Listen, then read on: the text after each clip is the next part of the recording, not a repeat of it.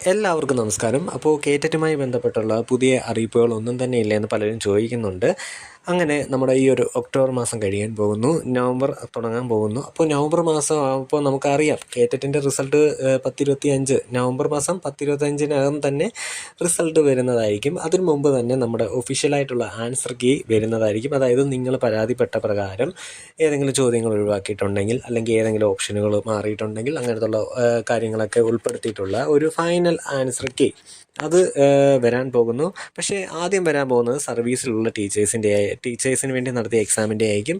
അതൊരു 10-15 ദിവസത്തിനുള്ളിൽ തന്നെ ആ ഒരു ആൻസർ കീ വരുന്നതായിരിക്കും. അതിനുശേഷം 2-3 ദിവസം അല്ലെങ്കിൽ 5 ദിവസം കൂട്ടിക്കോളൂ. അതിനുശേഷം എല്ലാവരും കോമൺ ആയിട്ട് എഴുതിയ എക്സാമിൻ്റെ ഫൈനലായിട്ടുള്ള ആൻസർ കീ വന്നു കഴിഞ്ഞ് 10 ദിവസത്തിനുള്ളിൽ തന്നെ അല്ലെങ്കിൽ 5 ദിവസത്തിനുള്ളിൽ തന്നെ റിസൾട്ട് പബ്ലിഷ് ചെയ്യുന്നതായിരിക്കും. അപ്പോൾ നമുക്കറിയാം നവംബർ മാസം സ്വാഭാവികമായിട്ടും നവംബർ അവസാനത്തോടു കൂടി തന്നെ റിസൾട്ട് പബ്ലിഷ് ചെയ്യുന്നതായിരിക്കും. അപ്പോൾ അതിനായിട്ടൊക്കെ നിങ്ങൾ കാത്തിരിക്കുക. നിങ്ങൾ നമ്മുടെ ചാനലൊന്ന് ഫോളോ ചെയ്യുക, നിങ്ങൾക്ക് കൃത്യമായിട്ടുള്ള വിവരങ്ങൾ വേണമെങ്കിൽ. ഓക്കെ.